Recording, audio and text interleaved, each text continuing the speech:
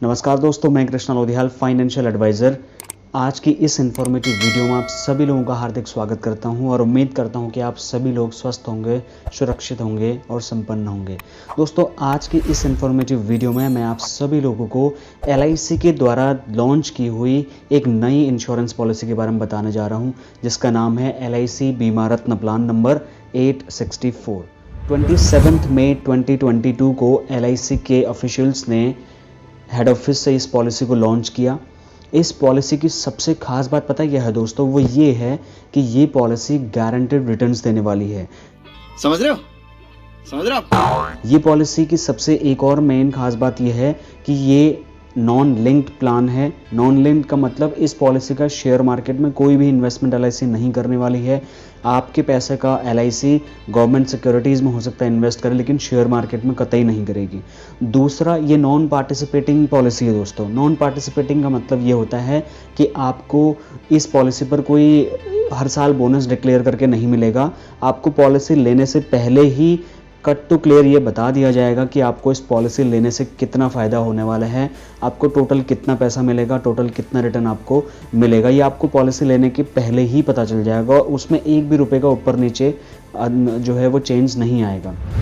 इस प्लान को LIC ने बैंक का इंश्योरेंस को प्रमोट करने के लिए एक तरीके से लॉन्च किया है। अगर देखा जाए तो एक तरीके से मेरे जैसे रिटेल जो एजेंट हैं, जो एडवाइज़र्स हैं LIC के, वो इस प्लान को इंडिविजुअली सेल आउट नहीं कर पाएंगे। तो अगर कोई इंश्योरेंस एजेंट मित्र भाई बहन इस वीडियो को देख रहे हैं तो आप निराश ना हो, आप इस पॉलिसी को स्टिल बेच सकते हैं। वो कैसे, चलिए वो भी बता देता हूँ। इस पॉलिसी को बेच कौन सकता है? अगर एक रिटेल एजेंट नहीं बेच सकता, अगर मैं इस पॉलिसी को इंडिविजुअली सेल आउट नहीं कर सकता हूं, तो इस पॉलिसी को बेच सकता है बैंक, तो इस पॉलिसी को बेच सकता है कॉर्पोरेट एजेंट, तो इस पॉलिसी को बेच सकता है CSC सेंटर, जो आपके आसपास में कॉमन सर्विस सेंटर हैं, उनको इस पॉलिसी को बेचने का राइट है। इस पॉलिसी को बेच सकता है एक रजिस्टर्ड ब्रोकर। तो अगर आप इस पॉलिसी को बेचना चाहते हैं तो आप इन सभी जगहों में अपने टाई अप कर लीजिए, ताकि आप उनको रेफरल दे करके आप इस पॉलिसी को अपने ग्राहक तक सर्व कर पाएँ। अब इस पॉलिसी की मेन टॉपिक्स की बात करते हैं। इसका USP तो मैंने आपको बता दिया कि इसमें गारंटेड रिटर्न्स मिलते हैं और ये एक तरीके से मनी बैक प्लान है। इस पॉलिसी की कुछ एलिजिबिलिटी क्राइटेरियाज भी हैं, चलिए वो डिस्कस कर लेते हैं। तो यहाँ पर सबसे पहले हम सम एश्योर्ड को समझते हैं। सम एश्योर्ड यानी कि वो वैल्यू जितने का आपको इंश्योरेंस लेना है। यहाँ पर मिनिमम सम एश्योर्ड की अगर बात करूँ तो 5 लाख रुपए की धनराशि, 5 लाख रुपए का सम एश्योर्ड यहाँ पर निर्धारित किया गया है। लेकिन अगर मैक्सिमम सम एश्योर्ड की बात करूँ तो यहाँ पर उसकी कोई भी लिमिट सेट नहीं करी गई है, यानी कि आपकी इनकम प्रूफ के हिसाब से डिज़ाइन किया जाएगा, बताया जाएगा आपको कि आपको मैक्सिमम कितना इंश्योरेंस दिया जा सकता है बीमा रत्न प्लान के अंतर्गत। उसके बाद में हम बात कर लेते हैं प्रीमियम पेमेंट टर्म और ड्यूरेशन ऑफ पॉलिसी की। देखिए, कई लोग लॉन्ग टर्म प्लानिंग करते हैं, कई लोग शॉर्ट टर्म करते हैं, कई लोग मिड टर्म प्लान करते हैं, राइट। तो सबसे पहले शॉर्ट टर्म वालों के लिए बात करते हैं। अगर कोई शॉर्ट टर्म प्लान करना चाहता है तो 15 साल का प्लान ले सकता है, जिसके लिए उसको मात्र 11 साल ही पैसा देना पड़ेगा। और अगर कोई मिड टर्म प्लान लेना चाहता है तो वो पॉलिसी का जो ड्यूरेशन यहाँ पर रखा गया है वो 20 साल के लिए रखा गया है। उसको जो प्रीमियम देना है वो मात्र 16 साल ही देना है। और अगर किसी का बच्चा छोटा है या कोई 25 साल लॉन्ग टर्म के लिए प्लानिंग करना चाहता है तो उसको 25 साल का ड्यूरेशन दे दिया है, जिसको मात्र जो है 21 साल ही पैसा देना है। यानी कि हर ड्यूरेशन में 4 साल का जो है वो डिस्काउंट आपको मिलता है। दोस्तों, अब बहुत ही इंपॉर्टेंट फैक्टर के ऊपर बात कर लेते हैं, जो है मिनिमम एज और maximum age for this policy of LIC बीमा रत्न। 15 साल के ड्यूरेशन के लिए जो मिनिमम एज रखी गई है वो 5 साल की रखी गई है। 20 साल की पॉलिसी की ड्यूरेशन के लिए जो मिनिमम एज रखी गई है 3 महीना या 90 डेज आप कह सकते हैं। और 25 साल के ड्यूरेशन के लिए भी मिनिमम एज रखी गई है 90 डेज या 3 मंथ्स। उसके बाद अगर हम मैक्सिमम एज की बात करें तो 15 साल की ड्यूरेशन की पॉलिसी लेने के लिए मैक्सिमम 55 साल तक का व्यक्ति ही पॉलिसी ले सकता है, यानी कि इस पॉलिसी को 55 साल से ऊपर का कोई भी व्यक्ति नहीं ले सकता है। उसके बाद अगर हम 20 साल की पॉलिसी की ड्यूरेशन की बात करें तो 50 साल तक का मैक्सिमम एज का व्यक्ति भी इस पॉलिसी को ले सकता है, लेकिन मैक्सिमम जो टेन्योर ले सकता है वो 20 साल की पॉलिसी ले सकता है। अगर हम 25 साल के टेन्योर की बात करें, मैक्सिमम जो 45 साल का व्यक्ति है, 45 की एज का व्यक्ति है, वो 25 साल का ड्यूरेशन भी ले सकता है। दोस्तों, अब हम बात करते हैं कौन सी वो एज है जहां पर आपकी ये पॉलिसी मैच्योर हो जानी चाहिए। तो यहाँ पर भी कुछ क्राइटेरियाज हैं। अगर हम 15 साल की पॉलिसी ले रहे हैं तो आप जिस दिन 20 साल के हो जाएंगे उस दिन आपकी पॉलिसी कम से कम मैच्योर हो जानी चाहिए। यानी कि आप 20 साल की एज में हैं तो आपकी LIC की ये पॉलिसी मैच्योर हो जानी चाहिए। आपको उस हिसाब से प्लान करना है। अगर आप 20 साल का प्लान ले रहे हैं तो आपकी एज जिस दिन 20 साल की होगी तो आपको ये पॉलिसी मैच्योर कर लेनी है। अगर 25 साल की ड्यूरेशन की बात करें तो उस कंडीशन में जिस दिन आप 25 साल के हो जाएंगे तो ये पॉलिसी कम से कम उस दिन मैच्योर हो जानी चाहिए। अगर हम मैक्सिमम एज एट मैच्योरिटी की बात करें तो यहाँ पर तीनों ही कंडीशन में 15, 20 और 25 तीनों ही कैटेगरीज में मैक्सिमम एज 70 साल की रखी गई है। यानी कि आपके 70 की एज कंप्लीट होने तक आपकी ये पॉलिसी कंप्लीट हो जानी चाहिए। अब दोस्तों कई बार हम पॉलिसी तो ले लेते हैं लेकिन हमें ये पता ही नहीं होता कि इस पॉलिसी में रिस्क कवरेज हमारा कब से स्टार्ट होगा।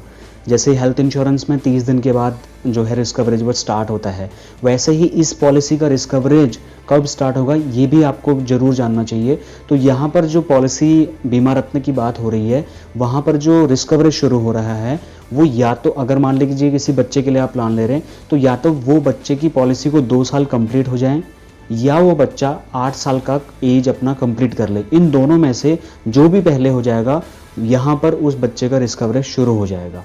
दोस्तों अगर आप ये पूछते हैं कि मेरी एज तो 8 साल से ज़्यादा है या मैं 18 साल से ज़्यादा का हूँ, कुल मिलाकर के अगर 8 साल या उससे ज़्यादा का कोई भी व्यक्ति के लिए अगर आप ये पॉलिसी ले रहे हैं तो यहाँ पर जो रिस्क कवरेज शुरू होगा वो फ्रॉम डे 1 से शुरू नहीं होगा। ये इसमें जानने वाली बात है। यहाँ पर वेटिंग पीरियड लगाया है कंपनी ने 3 महीने का। दोस्तों अब बात करते हैं कि ये पॉलिसी मान लो आपने ले ली लेकिन आपको मिलेगा क्या। ये बहुत ज़्यादा इंटरेस्टिंग सवाल है, तो चलिए इस बारे में बात करते हैं। मान लीजिए मिस्टर राम हैं जिन्होंने ये पॉलिसी ली 5 लाख रुपए की और इन्होंने पॉलिसी का ड्यूरेशन लिया 25 साल का, राइट। तो सर्वाइवल बेनिफिट में अब इनको क्या मिलेगा, सर्वाइवल बेनिफिट कैसे मिलेगा आपको, वो कितना मिलेगा, सम एश्योर्ड का 25% 2 बार में मिलेगा। और वो कब मिलेगा, जैसे 15 साल की अगर आपने पॉलिसी ली है तो 13वें और 14वें साल में आपको 13वें साल 25% मिलेगा और 14वें साल 25% ऑफ सम एश्योर्ड मिलेगा। तो 50% ऑफ सम एश्योर्ड आपको पॉलिसी पूरा होने से पहले ही मिल जाएगा। और अगर आपकी पॉलिसी 20 साल की है तो आपको 18वें साल में 25% ऑफ सम एश्योर्ड मिलेगा और 19वें साल में भी 25% ऑफ सम एश्योर्ड अलग से मिलेगा।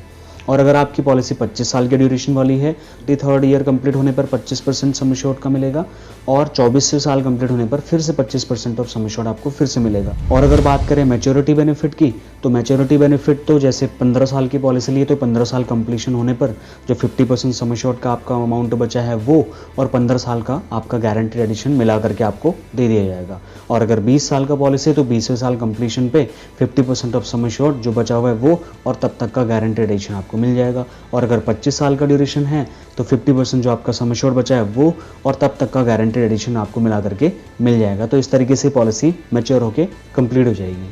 दोस्तों अब बहुत ही इंपॉर्टेंट फैक्टर के ऊपर बात कर लेते हैं, डेथ बेनिफिट। जैसा कि मैंने आपको बताया इस पॉलिसी में जो डेथ बेनिफिट है वो सम एश्योर्ड का 125% है, ये गारंटीड है। लेकिन वो मिलेगा कब, ये जानने वाली बात है। मान लीजिए कोई मिस्टर राम हैं जिनकी अब नॉर्मल डेथ भी हो सकती है, एक्सीडेंटल डेथ भी हो सकती है। तो अगर नॉर्मल डेथ है तो यहाँ पर वेटिंग पीरियड कैपिंग लगाई हुई है 3 महीने की, यानी कि 90 डेज़ की।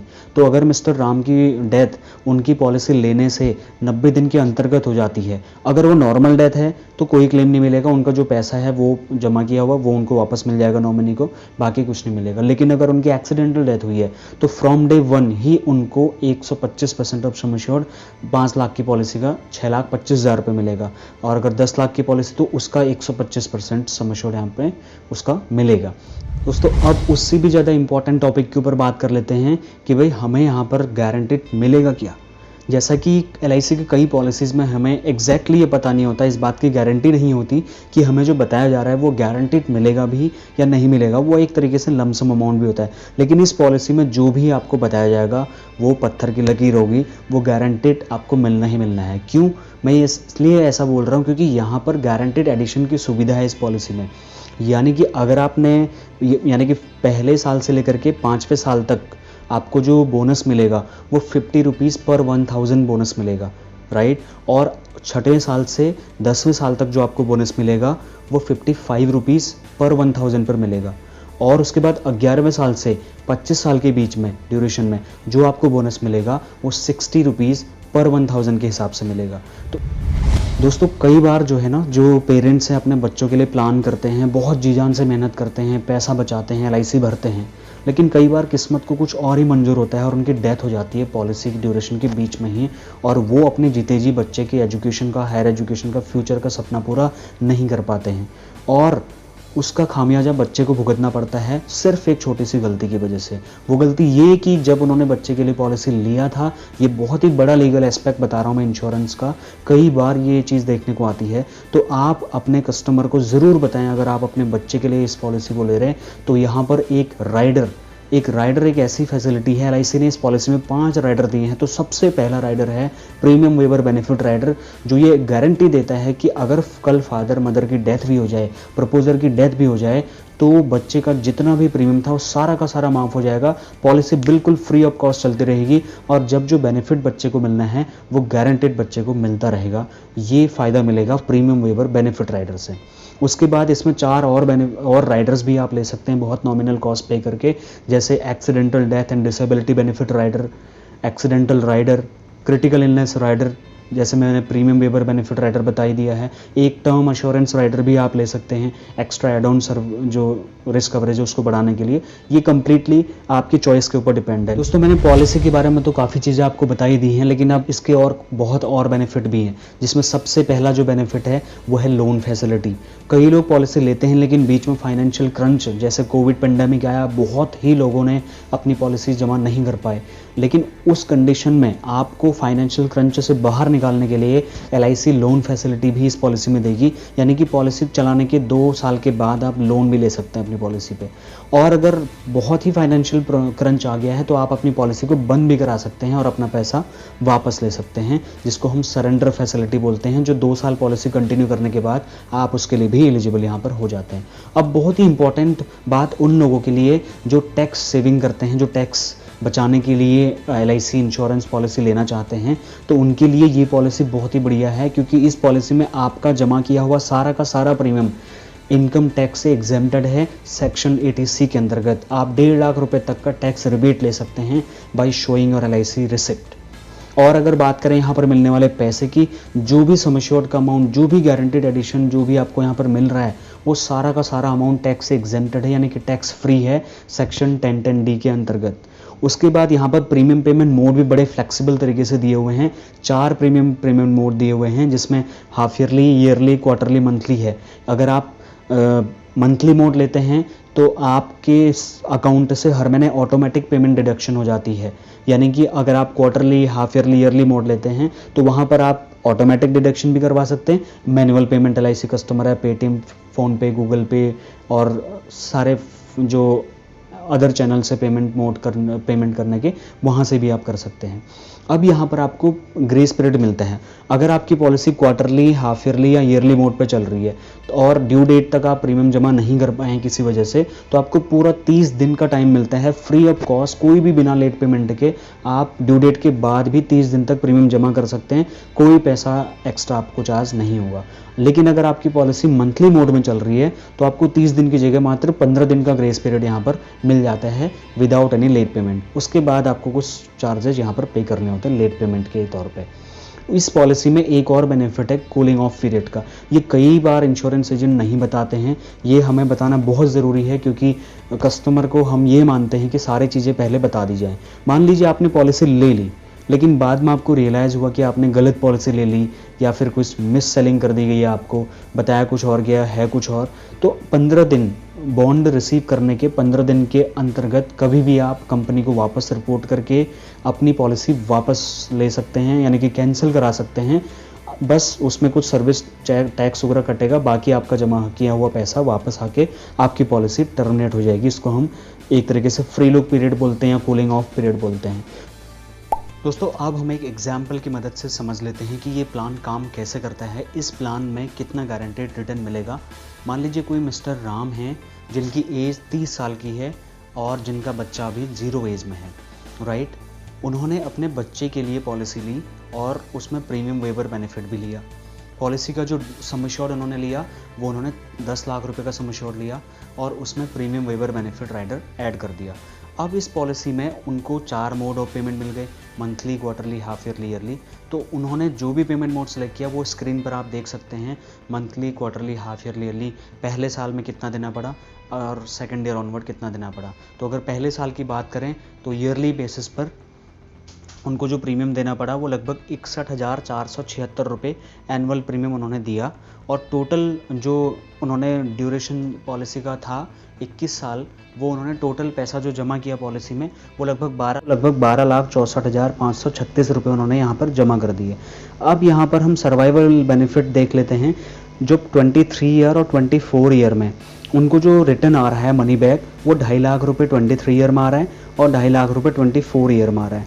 उसके बाद 50% अमाउंट जो बचा है 5 लाख रुपये वो, और 14,25,000 रुपये का जो गारंटेड एडिशन बोनस था वो मिला करके टोटल 19,25,000 रुपये का अमाउंट उनको 25वें साल कंप्लीशन पे उनको मिल जाएगा। तो टोटल जो उनको रिटर्न देखने को मिला 24,25,000 रुपये उनको यहाँ पर रिटर्न देखने को मिला। और ये बिल्कुल गारंटेड है, क्योंकि ये पूरा गारंटेड एडिशन बोनस कैलकुलेशन के हिसाब से मैंने कैलकुलेट करके आपको बताया। इसका एक एग्जाम्पल, एक काइंड ऑफ सैम्पल कोटेशन में वीडियो के लिंक में दे दूंगा, वहाँ से आप फ्री में डाउनलोड कर सकते हैं।